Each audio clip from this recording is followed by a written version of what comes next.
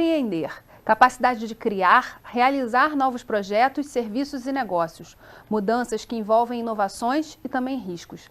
A partir desse cenário, novas ações empreendedoras que visam a melhoria da sociedade e que são ao mesmo tempo lucrativas, vêm se desenvolvendo no Brasil através dos empreendedores sociais.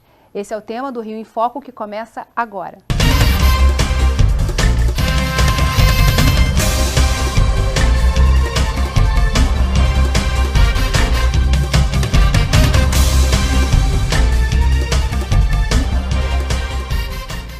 Hoje o programa recebe a professora de Empreendedorismo e Negócios Sociais da PUC-Rio, Ruth Mello, e o analista do SEBRAE do Estado do Rio de Janeiro, Eduardo Magalhães. Empreendedorismo e negócio social tem o objetivo de gerar impacto socioambiental, melhorando a qualidade de vida da população. De acordo com dados de 2010 do IBGE, 168 milhões de pessoas, que correspondem às classes C, D e E, são diretamente beneficiadas com essa atividade. No estado do Rio, o Sistema Firjan desenvolveu um projeto chamado Meu Futuro Negócio, que envolve o trabalho de empreendedorismo com jovens universitários. Vamos ver. A gente tem um movimento hoje específico para a criação de negócios sociais e no Rio a gente está começando, eu acho que esse movimento, algumas incubadoras já tem incubadas negócios sociais, como o Instituto Gênesis, o Shell Iniciativa Jovem também, que é uma aceleradora de negócio da Shell, voltada para negócios sociais.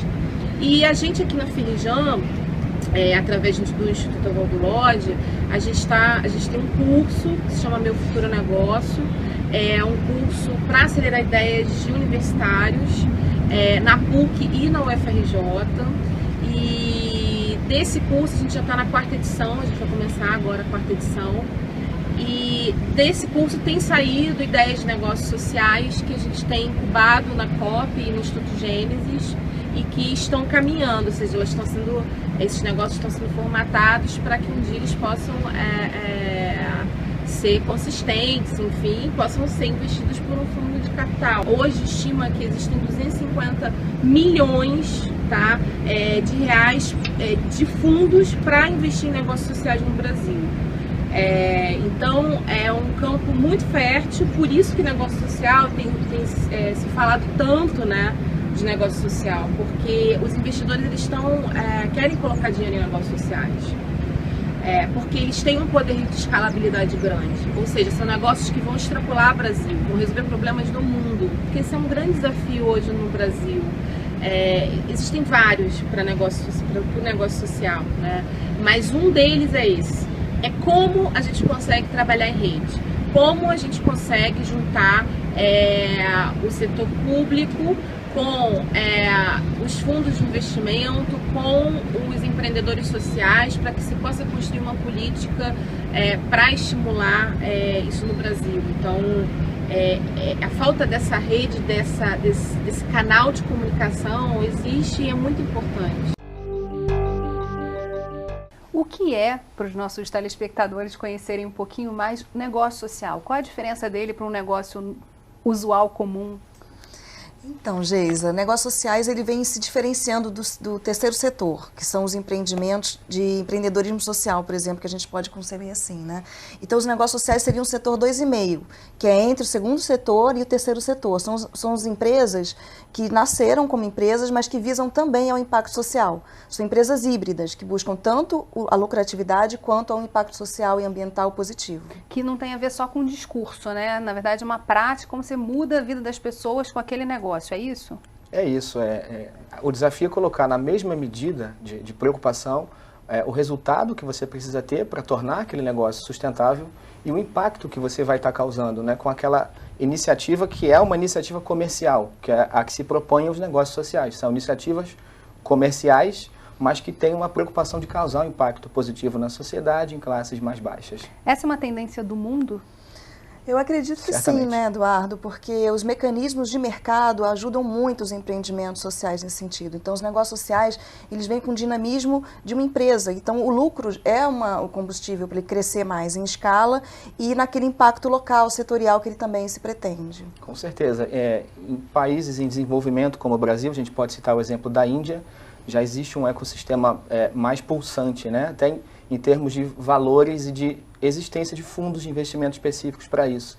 Então, se você comparar com o Brasil, né, em termos de Índia, Brasil, o Brasil ainda está bem atrás nisso, mas assim, é um movimento global, não somente nos países em desenvolvimento. A gente pode dizer que é uma onda que veio para ficar. Agora, esse foco nos jovens tem alguma explicação, assim? Eu acho que termina que os jovens se colocam muito, eles estão pensando muito numa motivação, num propósito de vida. É geracional, né? Eu acho que é uma questão geracional, né? Quando E eles também, forem às ruas, brigar, com pleitear certeza, por melhores situações sociais, né? Eles também estão falando de projetos de vida, eles estão se reposicionando, eles estão pensando melhor o que eles querem fazer, já que eles já estão crescidos, né? Então eles procuram mais um propósito para trabalhar, ganhar dinheiro e também fazer bem à humanidade, à sociedade. Acho que essa tem sido a dinâmica. A dinâmica. No caso do jovem também, acho que é importante colocar que é um jovem com propósito, como a Ruth colocou, mas ele está se conectando a um consumidor que também tem propósito, né? Então, acho que isso é importante. E um perfil também que é interessante colocar é o profissional que busca um reposicionamento de carreira, né? Então, observam-se pessoas que já têm uma certa estabilidade financeira, econômica, digamos assim, e que num dado momento da carreira busca outra forma de fazer alguma coisa, de entregar valor, de empreender, e o negócio social hoje é um caminho para isso também. A gente observou a tendência das ONGs crescerem no Brasil e hoje elas prestam serviços super importantes para a nossa sociedade. Mas elas foram, ao longo do tempo, sendo regulamentadas, né? E mudando o perfil, a forma de ser vista pelo regulador, pelo legislador. Porque, assim, não é à toa que negócio, a gente fala de setor 2,5, ainda não existe uma regulamentação forte, né, nessa área. Não, eles terminam, os empreendimentos sociais, né, os negócios sociais terminam se enquadrando como empresas normais, tradicionais, e eles tentam mostrar para a sociedade que eles não vieram só para isso, né? Eles também visam de igual para igual ao impacto social e ambiental, mas não existe no Brasil ainda regulação para isso. Mas isso está sendo discutido em algum fórum, em algum espaço? Existem frentes de discussão hoje para isso. O Brasil hoje está criando já existe uma frente voltada para investimentos de impacto, que está localizada em São Paulo, né? Que junta atores do ecossistema, empresas grandes, empresários de renome que discutem isso. Outros entes, né, como universidades, agências de fomento, como que estão envolvidas nisso, vêm discutindo isso. No mundo já há, em alguns locais já há um entendimento mais específico, mas aqui no Brasil ainda existe, digamos assim, não vamos dizer lacuna, né, mas porque tem um espaço aí de atuação que vem sendo preenchido por essas iniciativas comerciais. Está sendo construído ainda, né? Perfeito. A gente vai fazer um rápido intervalo e voltamos já. Rio em Foco aqui, política e economia caminham juntas.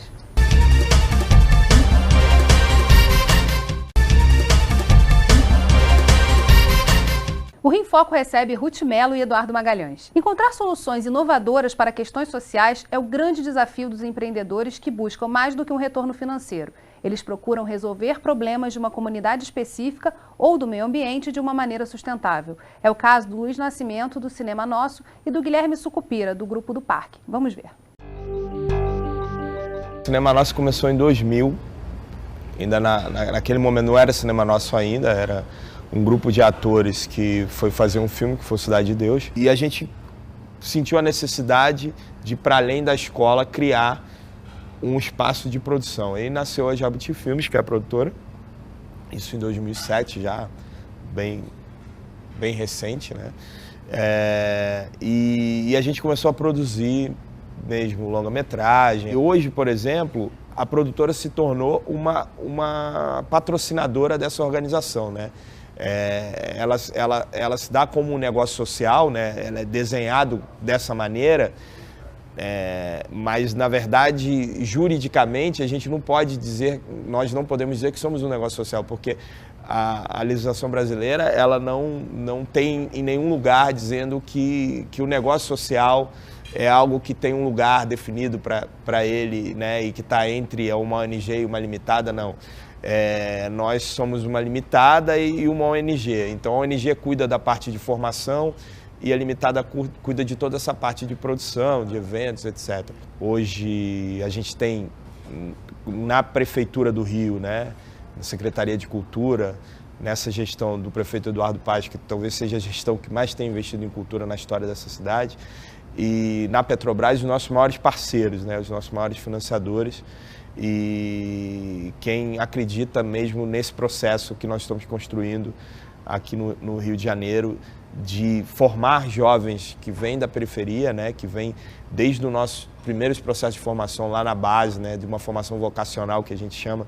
A gente tem um núcleo funcionando na Cidade de Deus, que trabalha com essa formação de animação, e esse núcleo mais avançado na Lapa, onde a gente trabalha uma vocação mais, uma proposta mais narrativa, de roteiro de games, já de fotografia, edição, né, roteiro em geral, e é onde a gente consegue formar mesmo profissionais para o mercado. O Grupo do Parque é um projeto de um negócio social que a gente identificou uma oportunidade dentro do bairro de serviços de reparo e manutenção. Isso é uma grande demanda do bairro, é um bairro praticamente residencial, tem 78 mil residências mais ou menos, e a gente começou a se relacionar com a comunidade do Parque da cidade. A gente começou a ser voluntário e conhecer um pouco a comunidade, e aí surgiu, meu sócio conheceu alguns profissionais de serviços de reparo e manutenção e teve essa ideia da gente poder trabalhar junto com eles fazendo o agenciamento desse serviço. Então, gerar mais clientes, mais demanda para eles e a gente receber uma comissão em troca. O Rio está avançado, tem o Sebrae que está atuando forte nos negócios sociais, eles fazem programas, maratonas, tem aceleradoras bastante, tem o Gênesis, Instituto Gênesis, que é incubadora da PUC, que tem uma atuação muito forte nessa questão de negócio social. O Grupo do Parque é incubado do Gênesis e eles selecionam muitos projetos, empresas com esse foco. A economia criativa é um celeiro para o desenvolvimento dos negócios sociais ou não tem essa especificidade, assim? Eu acho que muitos projetos são híbridos nesse sentido, né? São mistos. Muitos negócios sociais também têm uma pegada cultural. O próprio Cinema Nosso, do Luiz Nascimento, ele é criativo, da área do setor criativo, e é também social, mas isso não é regra. Existem empreendimentos só sociais, sem a pegada cultural, criativa. Eu acho que o que é importante colocar é que o que vai, digamos, definir o negócio social não é exatamente a segmentação dele, né?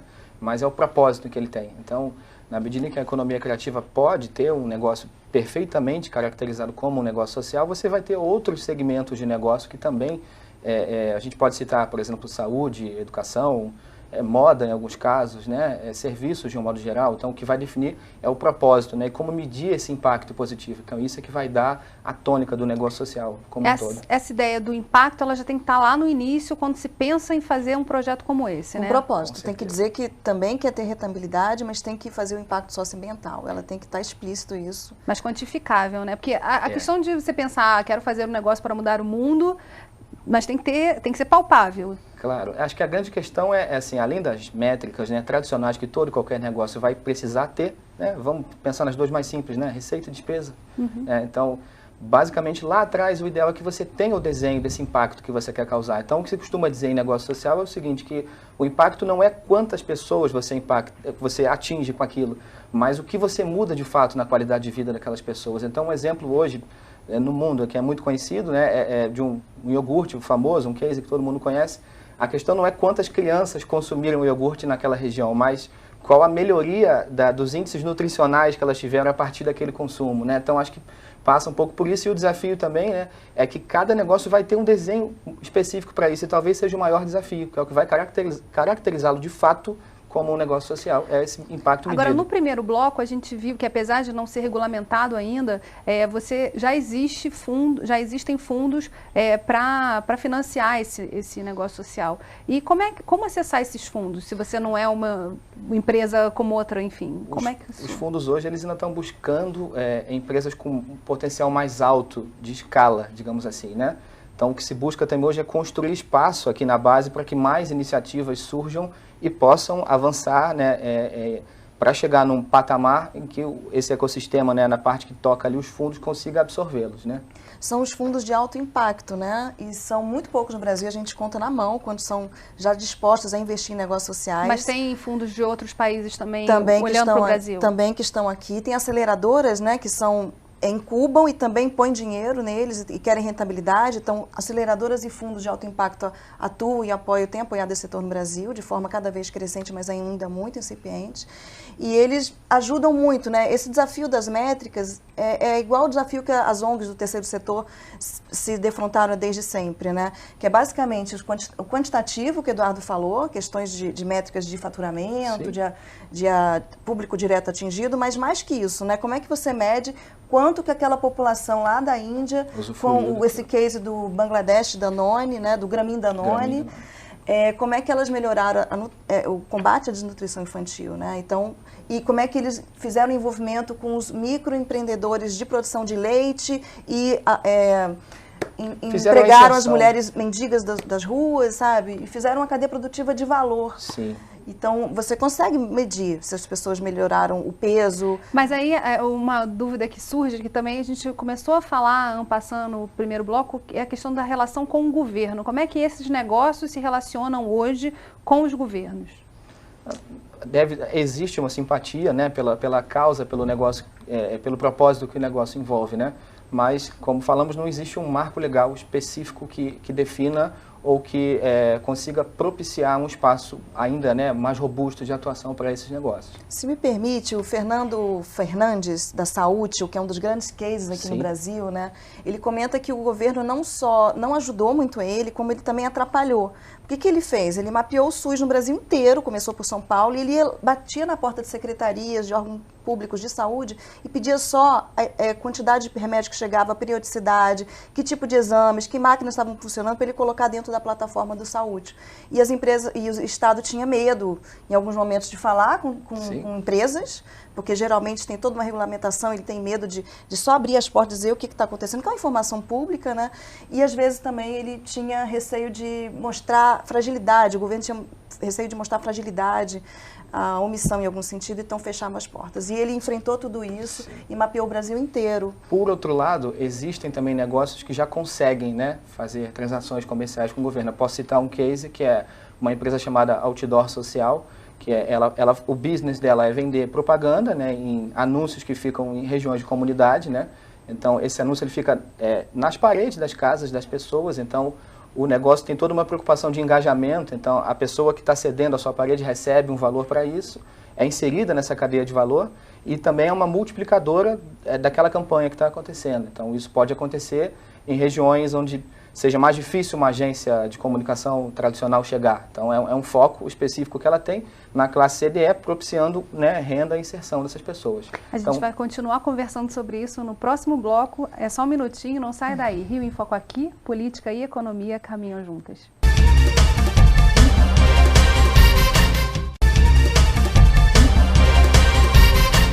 Esse é o nosso último bloco e a gente separou ele especialmente para que você, telespectador, possa tirar suas dúvidas com os nossos convidados através da nossa página no Facebook ou do nosso e-mail. As perguntas que eu vou ler agora foram enviadas para o rioemfoco@rj.gmail.com. A gente tem a pergunta aqui da Fabiana Duarte, aqui do Rio, e ela queria saber que tipo de retorno não monetário pode ser gerado por um negócio social. Acho que muito, né? Talvez isso que faça até brilhar mais o olho do empreendedor seja esse retorno não monetário, né? Acho que essa missão é uma missão muito rica de valores, né? Esse propósito positivo de causar o bem, de não deixar isso morrer conforme o negócio cresce, é muito importante. Mas a gente pensar assim, agora só fazendo um contraponto, é possível monetizar até quando não tem o impacto, porque a gente está falando de impacto social, da mudança de vida. Às vezes investimentos que o governo teria que fazer acabam sendo feitos dentro desse escopo do negócio social. Então, até esse impacto positivo de retorno pessoal de quem está investindo, mas também ele pode ser medido e quantificável, não? Pode. Pode, e né? Inclusive, a própria economia que o Estado tem e está sendo assistido, está tendo um apoio, uma complementação da sua ação ao ter o negócio social atuando, né? A formalização dos empregos também geram tributos e essa coisa de ser para além do lucro, né? Para além da questão monetária, né? Então, esse é o principal propósito mesmo. Com certeza. E a Júlia da Costa está perguntando aqui, se eu tiver um bom negócio social, mas não tiver dinheiro para investir, quem eu devo procurar? A gente já falou dos fundos, mas que fundos são esses? Onde eles estão? Fatalmente, assim, talvez antes de chegar nos fundos, ela possivelmente ela vai ter outros espaços aí de validação. E aí a universidade, a academia, o Sebrae, outros parceiros, né, do segmento que atuam nisso hoje, tem, né, oportunidades, né, janelas onde ela pode estar desenhando, mostrando essa ideia, recebendo também alguns feedbacks, que é importante. O que é muito importante é que ela consiga fazer na prática, né, mesmo que seja com um grupo muito pequeno de possíveis consumidores ou de possíveis pessoas que venham experimentar, né, comprar aquele serviço. Então é importante ela colocar da forma que ela tiver, com as possibilidades que ela tiver, aquela ideia, né, em prática, por menor que essa iniciativa seja. A partir disso, a coisa pode ganhar mais corpo e aí ela pode chegar em outros níveis de parceria. Você falou que em São Paulo já existe um ecossistema montado, mais maduro. E no Rio de Janeiro, assim, como é a interação dos grupos e das instituições que estão focando nessa questão do negócio social como oportunidade, de melhoria de serviços? Como é que isso está funcionando? Existe algum ponto de encontro? O governo, de alguma forma, fomenta isso? Acho que esse é um desafio que a gente enfrenta, né, de conexão, de não ecossistema. Há uma rede. Há algumas plataformas que tentam fazer isso, né, são inclusive negócios sociais querendo fazer essa conexão. Algumas redes, né, de apoio, tem o Nest, tem o Brasil 27, tem várias plataformas que tentam unir e saber o que estão fazendo esses negócios sociais, como eles estão faturando, como eles estão impactando socialmente. Ainda está aí no momento de a dinâmica, a sinergia de acontecer uma coisa talvez federalizada, institucionalizada, mas não existe ainda. Existe uma oferta, né, como a Ruth colocou, de conteúdos, de instituições que estão trabalhando, de negócios sociais já no mercado, né? O pessoal do coletivo Goma, também acho que é importante citar, já é um grupo reconhecido hoje, né, no Brasil, não só no Rio, né? E, enfim, acho que o desafio é que o próprio ecossistema também consiga, né, caminhar e responder essas demandas, né? Porque o que se projeta para o futuro é que vão existir sim oportunidades. A questão é que também, por outro lado, principalmente quando você está falando de investimento, aumenta a pressão por resultados, né? Então é fundamental que o empreendedor esteja preparado para isso e busque se qualificar, conversar com quem está fazendo. Existem hoje redes para isso. Você não pensa, como vocês disseram, os negócios são escaláveis, então não são investimentos apenas de micro ou pequenos negócios, mas pode-se pensar de grandes investidores vindo e investindo também. A questão do impacto dos pequenos negócios, mesmo aqueles muito pequenininhos, né? Às vezes é uma iniciativa de um microempreendedor individual, mas ela pode ter um impacto local, comunitário importante. A questão é que o desenho que existe hoje, se pensando em negócio social, é aquilo que realmente tem um grande poderio de escala, digamos assim. E referências de mundo, assim, como é que isso acontece, por exemplo, na Inglaterra ou em outros países? Como acontece essa regulação? A gente está olhando para isso? Quer dizer, o Brasil está, de certa forma, trocando experiências ou ainda é algo muito local ou a gente está desenhando a nossa forma de ser? Os Estados Unidos é o principal ecossistema empreendedor, né, da inovação no mundo. Não é à toa que Silicon Valley veio de lá e as principais incubadoras públicas, privadas estão lá e os fundos também, que vêm depois atuar aqui no chamado países emergentes, né? Mas lá já duas legislações próprias para os negócios sociais que funcionam em alguns estados deles, que eles têm essa autonomia federal. Na Europa, principalmente na França, tem uma legislação que está acolhendo os negócios sociais. E aí na Índia, no Japão, já está acontecendo também. Mas também estamos caminhando, não estamos tão atrasados, não. Tá? Indo junto. Eu acho que só o que é importante colocar nessa questão internacional é a diferença de demandas também, né? Então, por exemplo, eu mencionei a Índia agora há pouco. Então, muitas das lacunas que aparecem para negócios sociais na Índia estão relacionadas à característica rural ainda do país, em muitas localidades. Aqui é uma Nos Estados Unidos, a gente vai pensar talvez mais em conflitos étnicos, em questões de minorias, e acaba você tendo espaço, sim, de oferta de negócio social. E aqui no Brasil você vai ter basicamente as questões, né, de saneamento, saúde, enfim, de habitação, que abrem espaço para novas soluções de inovação. E que essas oportunidades, na verdade, surgem por conta da gente ter, nos últimos anos, ampliado a classe média, quer dizer, feito mais pessoas participarem e poderem também consumir.